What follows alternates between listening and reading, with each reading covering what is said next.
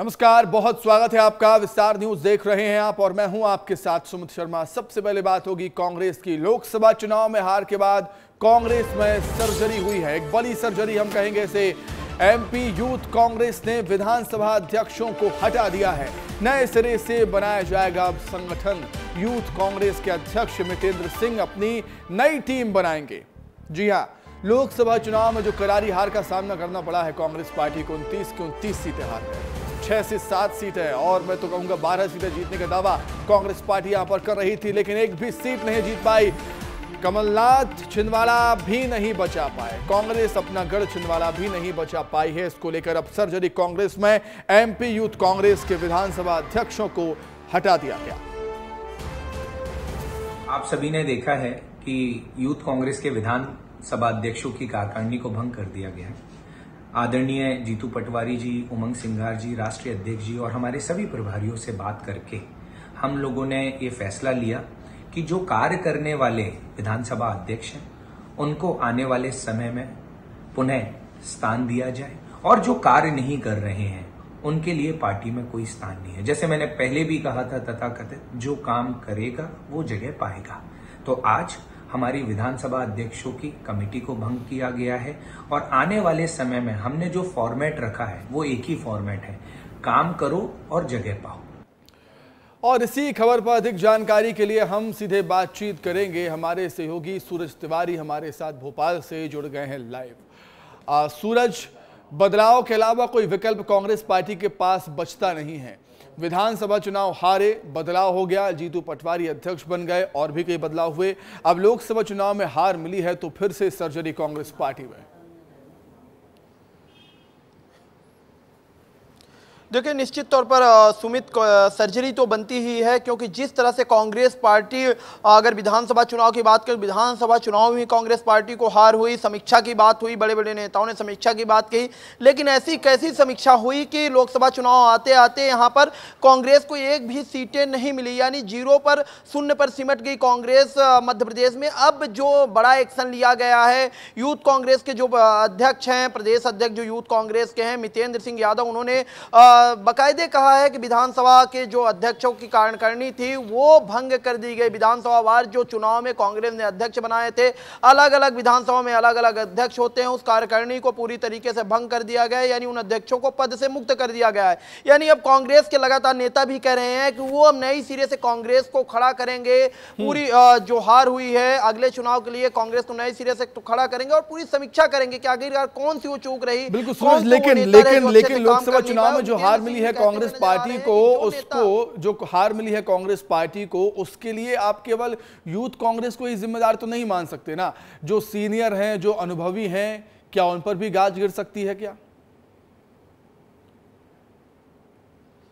देखिए, निश्चित तौर पर गाज गिरनी है। गाज इसलिए भी गिरेगी क्योंकि अभी लोकसभा चुनाव खत्म हुए हैं और लोकसभा चुनाव खत्म होने के सरकार बनाने की उधर तैयारी चल रही, इंडिया गठबंधन में मीटिंग कर रहा है। उसके बाद कहीं ना कहीं राष्ट्रीय स्तर से भी कांग्रेस पूरे इस समीक्षा करेगी कि आखिरकार कौन सी चूक रही। जो मध्य प्रदेश का किला कभी मजबूत होता था कांग्रेस का, वो धीरे धीरे कैसे ढहता गया। 2009 में दहाई का आंकड़ा पार करके 12 सीट पाई, 2014 में 2 सीट, 2019 में 1 सीट और 2024 आते आते एक भी सीटें ना आना कहीं ना कहीं इस बात को साबित करता है कि किस तरह से कांग्रेस धीरे धीरे मध्य प्रदेश से खत्म होती जा रही। क्योंकि वोट परसेंटेज भी अगर सुमित आप देखेंगे तो 2019 और 2014 में वोट परसेंटेज में ज्यादा अंतर नहीं था, लेकिन इस बार 2% कांग्रेस का वोट परसेंट में भी भारतीय जनता पार्टी ने कहीं ना कहीं सेध लगाया। 2% जो वोट प्रतिशत है कांग्रेस का गिरा है, तो कहीं ना कहीं कांग्रेस को नए सिरे से सोचना पड़ेगा और नए सिरे से कार्यकारिणी को गठन करके नहीं पाए और वोट शेयर भी खो दिया, जो वोट शेयर था वो भी खो दिया। सूरज, बहुत धन्यवाद, बहुत शुक्रिया आपके जुड़ने के लिए, तमाम बातचीत के लिए बहुत शुक्रिया। आगे बढ़ते हैं, रायपुर से बड़ी खबर है। प्राइवेट स्कूल की तर्ज पर अब सरकारी स्कूलों में भी पेरेंट्स मीटिंग होगी। स्कूल शिक्षा में सुधार को लेकर यह फैसला लिया गया है। गुजरात, महाराष्ट्र, हरियाणा जैसे राज्यों के सरकारी स्कूलों में पेरेंट्स मीट होते हैं। सरकारी स्कूलों में अब साल में 3 बार पेरेंट मीट होंगे। छत्तीसगढ़ सरकार के आदेश के बाद स्कूल शिक्षा विभाग ने यह फैसला लिया। स्कूल शिक्षा विभाग ने सभी कलेक्टर्स को निर्देश जारी कर दिए हैं इसको लेकर। तो प्राइवेट स्कूलों की तर्ज पर अब सरकारी स्कूलों में भी पेरेंट्स मीटिंग होगी, पेरेंट्स मीट होंगे और साल में 3 बार होंगे। अधिक जानकारी के लिए हम सीधे बातचीत करेंगे। रायपुर से हमारे सहयोगी खोमन साहू हमारे साथ जुड़ गए हैं लाइव। खोमन, शिक्षा में सुधार के लिए एक अच्छी पहल, अच्छा फैसला हम कह सकते हैं।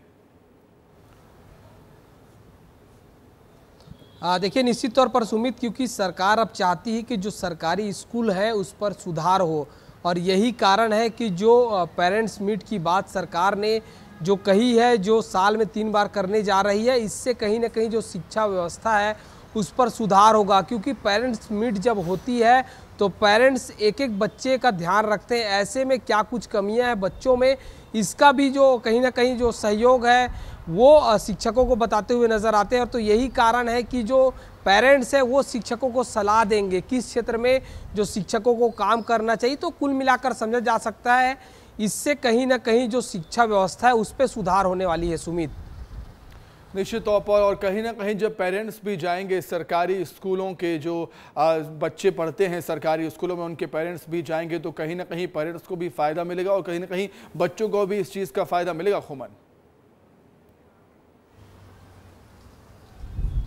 देखिए, निश्चित तौर पर सुमित, और यही कारण है कि सरकार ने आदेश जारी किया है ताकि जब पेरेंट्स स्कूल जाएंगे तो स्कूलों में क्या कुछ कमियां हैं, कौन से टीचर अच्छे व्यवहार के नहीं है। क्योंकि जो बच्चे घर जाते हैं तब मम्मी पापा से जब बातचीत होती है, जब पेरेंट्स से बातचीत होती है तो बच्चे खुलकर मम्मी पापा और पेरेंट्स से बताते हैं। और यही कारण है कि सरकार ने आदेश जारी किया है ताकि स्कूल शिक्षा की जो व्यवस्था है उसमें सुधार लाया जा सके। छत्तीसगढ़ सरकार की अगर बात करूं सुमित, तो छत्तीसगढ़ सरकार अब हर एक विभाग में ऐसा एक नया प्लान के तहत काम कर रही है ताकि जो शिक्षा व्यवस्था हो, अलग अलग विभाग में जो कमियां हैं उसको दूर किया जा सके, और सुधार हो सके। बिल्कुल, धन्यवाद, बहुत बहुत शुक्रिया खोमन, बहुत शुक्रिया आपका जुड़ने के लिए, तमाम बातचीत के लिए आपका बहुत शुक्रिया। आगे बढ़ते हैं। रायपुर में बीजेपी के बृजमोहन अग्रवाल ने रिकॉर्ड मतों से जीत हासिल की। विस्तार न्यूज से खास बातचीत में जीत के बाद बृजमोहन अग्रवाल ने क्या कुछ कहा है, आपको सुनाते हैं, सुनिए।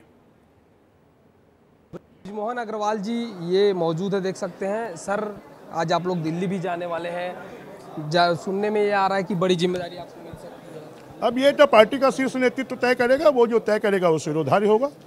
जो कांग्रेस के बड़े नेता हारे हैं सर, क्या मानते हैं आप? जनता ने उनको नकार दिया है।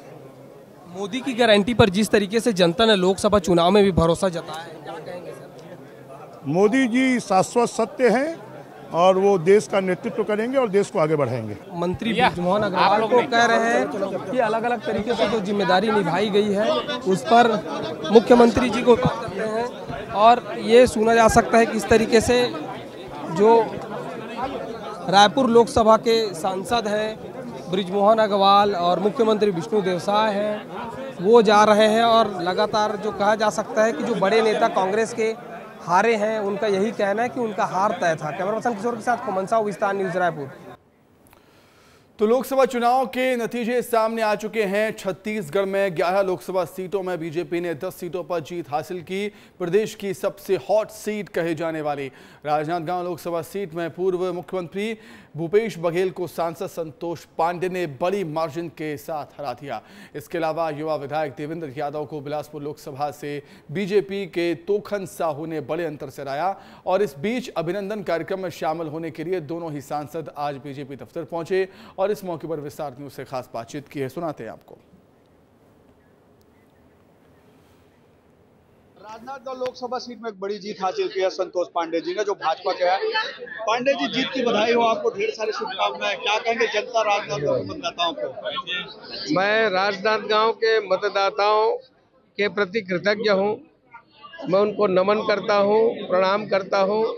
पूरे इस लोकसभा क्षेत्र ने आशीर्वाद दिया और मुझे दोबारा अवसर दिया।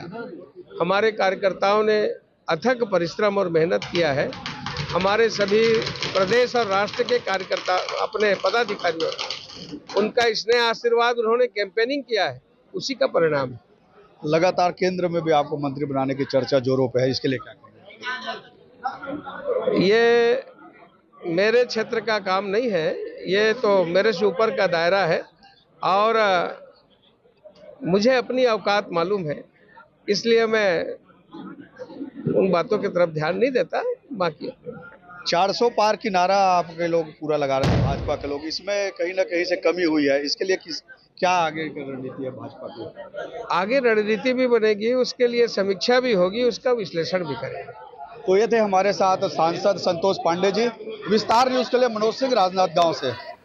सबको इंतजार है सरकार गठन का, मोदी 3.0 का, लेकिन इस बार ये सरकार बदली आपको नजर आएगी, बहुत कुछ बदला हुआ नजर आएगा। बात करें एमपी की तो एमपी से 29 कमल की माला तैयार है पीएम मोदी के लिए, जो शिवराज सिंह चौहान ने कहा था वो करके दिखाया। लेकिन अब सवाल यह है कि जब मोदी प्रधानमंत्री बनेंगे तो उनके साथी कैबिनेट में कौन कौन होंगे। मध्य प्रदेश से कई नेता रेस में हैं जो मोदी कैबिनेट का हिस्सा बन सकते हैं, लेकिन जैसा कि हम कह रहे हैं ना कि इस बार कैबिनेट की तस्वीर बदली हुई नजर आएगी, क्योंकि इस बार बीजेपी को टीडीपी और जेडीयू को भी संभालना होगा।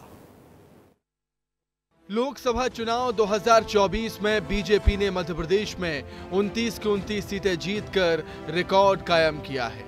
हिंदी पट्टी के राज्यों में बीजेपी के लिए सबसे बेस्ट परफॉर्मेंस मध्य प्रदेश ने दिया। बीजेपी ने न केवल सभी 29 सीटें जीती, बल्कि कांग्रेस और बीजेपी के वोट परसेंटेज में 27% का बड़ा अंतर भी देखने को मिला। अब सवाल यह है कि मोदी कैबिनेट में एमपी के नेताओं को कितनी जगह मिलेगी। मोदी के इस तीसरे कार्यकाल में तस्वीर पिछले 2 कार्यकाल से बदली हुई है।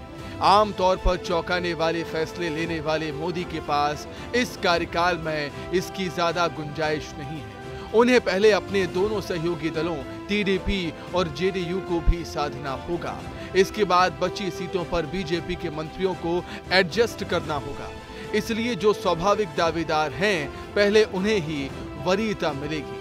एमपी से किसी महिला को जरूर कैबिनेट में शामिल किया जा सकता है। आइए एक नजर उन नेताओं पर जिन्हें मोदी कैबिनेट में जगह मिल सकती है। शिवराज सिंह चौहान पहली बार 1991 में सांसद चुने गए, 4 बार मध्य प्रदेश के मुख्यमंत्री रहे, लाडली बहना स्कीम लाने वाले नेता, सीएम न रहते हुए भी प्रदेश में लोकप्रिय नेता। ज्योतिरादित्य सिंधिया वर्तमान में नागरिक उड्डयन मंत्री, ग्वालियर चंबल अंचल में खासा प्रभाव, एमपी में बीजेपी की सत्ता वापसी के किंग मेकर। वीडी शर्मा वर्तमान में बीजेपी के प्रदेश अध्यक्ष, विधानसभा में पार्टी ने 163 सीटें जीती, सत्ता और संगठन में बेहतर तालमेल रखा। फग्गन सिंह कुलस्ते देश के बड़े आदिवासी नेता, 7वीं बार सांसद का चुनाव जीते, मोदी कैबिनेट में वर्तमान में केंद्रीय मंत्री। वीरेंद्र कुमार खटीक मध्य प्रदेश के दूसरे सीनियर सांसद, एससी वर्ग के बड़े चेहरे, पिछली बार मोदी कैबिनेट में मंत्री, साफ छवि वाले नेता के रूप में पहचान। राजनीति में क्या कब हो जाए कहा नहीं जा सकता, कब किस नेता के लिए कौन से दरवाजे खुल जाएं अंदाजा नहीं लगाया जा सकता। सियासत में पल पल समीकरण बदलते रहते हैं। बीजेपी की प्लानिंग कुछ और ही थी, लेकिन परिणाम बीजेपी के मुताबिक नहीं आए, जिस वजह से रणनीति में बदलाव अब बीजेपी को करना होगा। बम्पर जीत का नाम मध्य प्रदेश बीजेपी के नेताओं को मिलना चाहिए, लेकिन अब बीजेपी को गठबंधन को भी संभालना है। ब्यूरो रिपोर्ट, विस्तार न्यूज। देश में हुए लोकसभा चुनाव में बीजेपी ने मध्य प्रदेश में क्लीन स्वीप करते हुए 29 सीटें अपने नाम कर ली हैं और इस चुनाव में सत्ता और संगठन की अच्छी जुगलबंदी देखने को मिली, जिसके बाद ये कयास लगाए जा रहे हैं कि नाम के तौर पर वीडी शर्मा को केंद्र सरकार में जगह मिल सकती है। ऐसे में सियासी गलियारों में इस बात की खूब चर्चा हो रही है कि अगर वीडी शर्मा को केंद्र में बुलाया जाता है तो फिर प्रदेश बीजेपी की कमान संभालेगा कौन। वीडी शर्मा जी मध्य प्रदेश भारतीय जनता पार्टी के शुभंकर अध्यक्ष साबित हुए। उनके कार्यकाल में लगातार सफलता मिली। पहले प्रदेश में भाजपा की सरकार बनी, फिर विधानसभा चुनाव में 165 सीटें जीती और अब लोकसभा चुनाव में 60% मत और सभी 29 सीटें जीतना। तो ऐसे में वीडी शर्मा जी का प्रदर्शन उल्लेखनीय रहा है। वैसे भी मोदी जी के मन में मध्य प्रदेश है और मध्य प्रदेश के मन में मोदी जी है, तो वीडी शर्मा जी हों या प्रदेश की अन्य नेता हों, सबको मोदी जी के मंत्रिमंडल में महत्वपूर्ण जिम्मेदारी मिलना तय है। और भारतीय जनता पार्टी में वैसे भी कार्यकर्ता पार्टी की जिम्मेदारी समाज सेवा के लिए निभाता है। कार्यकर्ता को पार्टी जो भी जिम्मेदारी देता है उसको केवल और केवल जन सेवा और राष्ट्र सेवा के तहत निर्वहन का भाजपा में रिवाज है। प्रदेश में सभी 29 सीट जीतने के बाद ज्योतिरादित्य सिंधिया वाली राज्यसभा सीट खाली हो गई है। ऐसे में बीजेपी सहित कांग्रेस से आए नेता आस लगाए बैठे हैं कि राजनीतिक गलियारों में इस सीट को लेकर सुरेश पचौरी के नाम की भी खासी चर्चा है, लेकिन इस सीट पर अंतिम मोहर बीजेपी का पार्लियामेंट्री बोर्ड ही लगाएगा, जो देखना दिलचस्प होगा कि किसको ये सीट मिलेगी।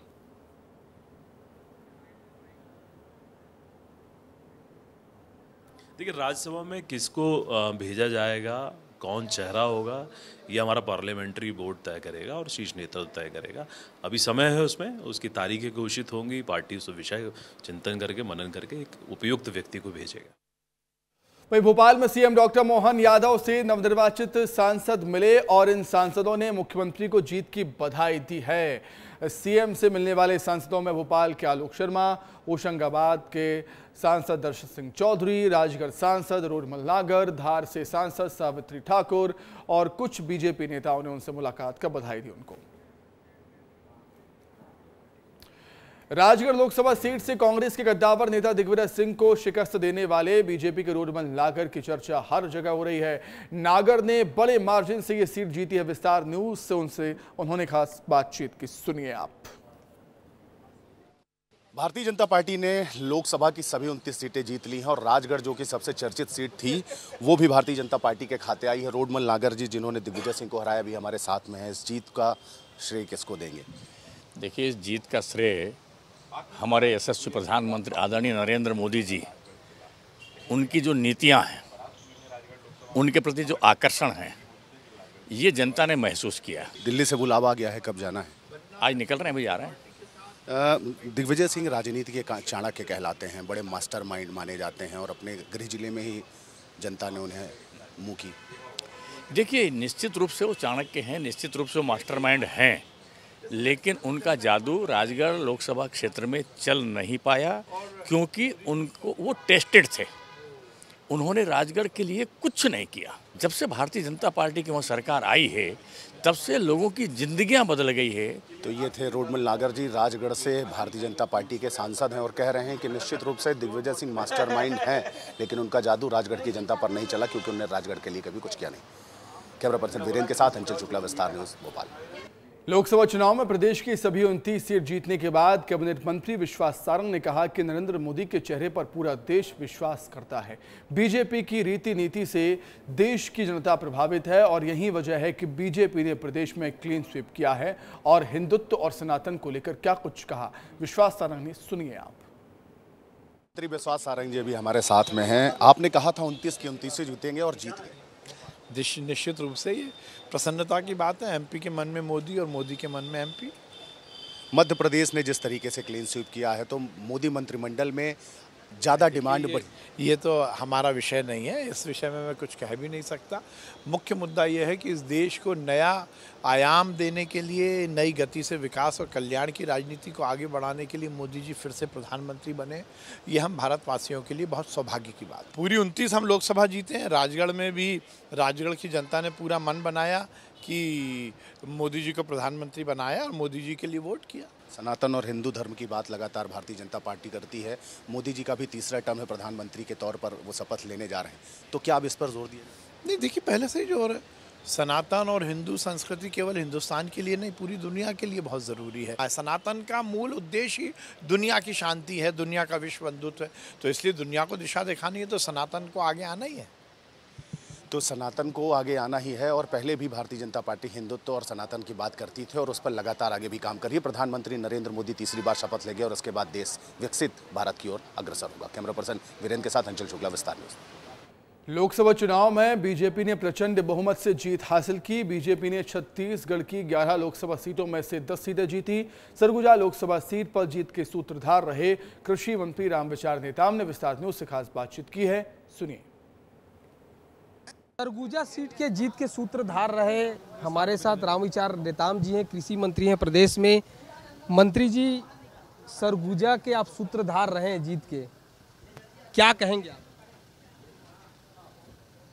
सरगुजा की जनता का, वहाँ के मतदाताओं का मैं हृदय की गहराई से उनका मैं आभार व्यक्त करता हूँ, उनका अभिनंदन करता हूँ।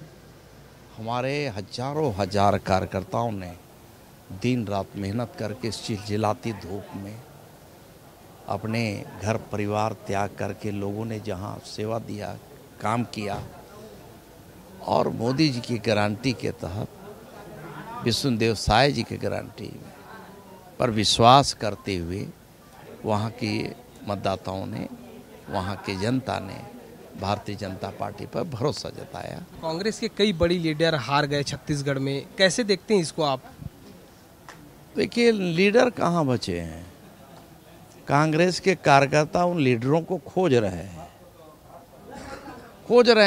5 साल माल दबाए हैं, वो माल निकाले नहीं चुनाव में, और कहीं कहीं कुछ लोग बांटे हैं, और इसके बाद जो है कार्यकर्ता का कई जगह उनका पर्ची आ रहा है, कई जगह उनका बकाया है, कई जगह हम लोग के पास आवेदन दे रहे हैं कि हमारा पैसा बाकी है। वो लोगों ने घोषणा किया था हम साल में 1 लाख रुपए देंगे, उसका पर्ची ले लेके घूम रहे हैं। तो आपने सुना, रामविचार नेताम जी हैं, कृषि मंत्री हैं, कह रहे हैं कि कांग्रेस के नेताओं को आत्मचिंतन करने की जरूरत है। कैमरा पर्सन किशोर के साथ खोमन साहू, विस्तार न्यूज, रायपुर।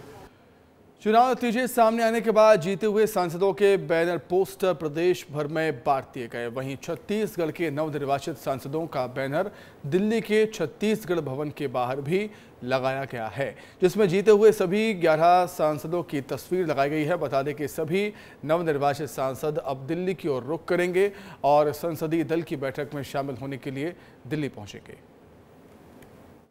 हम इस वक्त दिल्ली के छत्तीसगढ़ सदन के बाहर खड़े हैं और ये वही छत्तीसगढ़ सदन है जहां पर आज मुख्यमंत्री विष्णुदेव साय और दोनों डिप्टी सीएम अरुण साह और विजय शर्मा पहुंचने वाले हैं। देखिए, छत्तीसगढ़ सदन के बाहर एक यहां पर बड़ा सा जो है बैनर लगाया गया है और उसमें वो तमाम सांसद हैं जो इस चुनाव में विजय प्राप्त किए अपने लोकसभा क्षेत्र से। बृजमोहन अग्रवाल, विजय बघेल, संतोष पांडे, तोखन साहू, चिंतामणि महाराज, राधेश्याम राठिया, महेश कश्यप, भोजराज नाग, और सबसे अहम बात यह है कि इसमें देखिए ज्योत्सना महंत का भी नाम है जो कि कोरबा से सांसद हैं।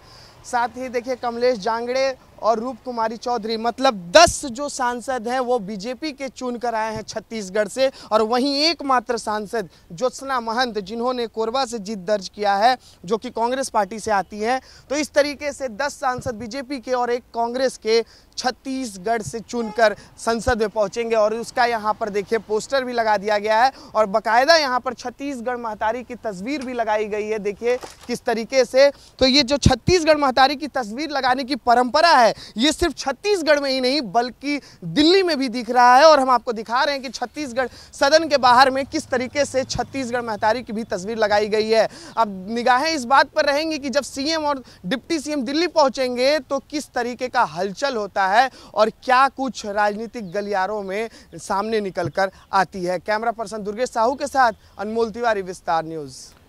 वहीं छिंदवाड़ा में 1 लाख से अधिक वोटों से ऐतिहासिक जीत दर्ज करने वाले बीजेपी सांसद विवेक बंटी साहू का जीत के बाद पहली बार बीजेपी ऑफिस पहुंचने पर जोरदार स्वागत हुआ। इस दौरान उन्होंने सभी वरिष्ठ नेताओं का आभार व्यक्त किया और सभी का मुंह मीठा कराया। इस बीच विवेक बंटी साहू ने कहा कि शिक्षा, स्वास्थ्य और रोजगार उनकी प्राथमिकता वाले मुद्दे हैं। साथ ही छिंदवाड़ा के विकास कार्यों के लिए एक रोड मैप बनेगा। आज आप लोग के माध्यम से मैं छिंदवाड़े की जनता जनार्दन का भी बहुत बहुत स्वागत करना चाहता हूँ कि उन्होंने यहाँ कोई सोचता नहीं था कि इतनी बड़ी जीत छिंदवाड़े में हो सकती है। हम लोग आशान्वित थे कि जीत हमारी होगी, लेकिन इतनी बड़ी जीत छिंदवाड़े की जनता ने आशीर्वाद दिया। फिर छिंदवाड़े की जनता जनार्दन का एक नागरिक का बहुत बहुत आभार और धन्यवाद व्यक्त करता हूँ, उन्होंने आशीर्वाद दिया। महाकाल के दरबार में देश भर से लाखों भक्त रोज दर्शन करने के लिए आते हैं। इस बीच विस्तार न्यूज की टीम भी बाबा महाकाल के दरबार में पहुंची और देश में कैसी सरकार चाहते हैं इस पर विस्तार न्यूज की टीम ने श्रद्धालुओं से बातचीत की है। पूरे देश में असंशय की स्थिति है कि आखिर सरकार किसकी होगी। क्या तीसरी बार देश के प्रधानमंत्री नरेंद्र मोदी बनेंगे या फिर इंडिया गठबंधन में से किसी की ताजपोशी होगी। अभी पूरी तरह सस्पेंस बना हुआ है और बाबा महाकाल की नगरी में पूरे देश भर से लाखों भक्त आते हैं। वो किसकी सरकार बनना देखना चाहते हैं। हमारे साथ इस समय कुछ श्रद्धालु भी है, हम उनसे भी बात करते हैं। किसी होगी सरकार इस बार की? सरकार मोदी जी की सरकार आएगी और हम चाहते हैं कि इस देश में एक स्टेबल गवर्नमेंट आए जो इस देश को अच्छे से लीड करे और पूरे विश्व भर में इसका परचम फैलाए। कोई संशय नहीं, नीतीश कुमार बहुमत दे रहे हैं। आप क्या सोचते हैं? हाँ, बनेगा, मोदी गवर्नमेंट ही आएगी। प्रभु श्री राम ने भी पूरी अयोध्या वासियों के लिए बहुत अच्छे अच्छे कार्य किए थे, लेकिन उनको भी वनवास भोगना पड़ा है। तो यही एक परीक्षा है। चुनाव परिणाम में जो हुआ है ये मेरी नज़र में बहुत गलत हुआ। जिस व्यक्ति ने अपना सर्वस्व न्यौछावर कर दिया देश की भक्ति के लिए, देश के लिए अपने आप। कौन प्रधानमंत्री कौन होना चाहिए? एक ही है भैया, देश का विकास एक ही है, सिर्फ नरेंद्र जी मोदी। देश का विकास एक ही है, सिर्फ नरेंद्र मोदी, ये कहना है उज्जैन में बाबा महाकाल के दर्शन करने के लिए जो लोग गए हुए थे। इसी के साथ ही बुलेटिन में इतना ही। नमस्कार।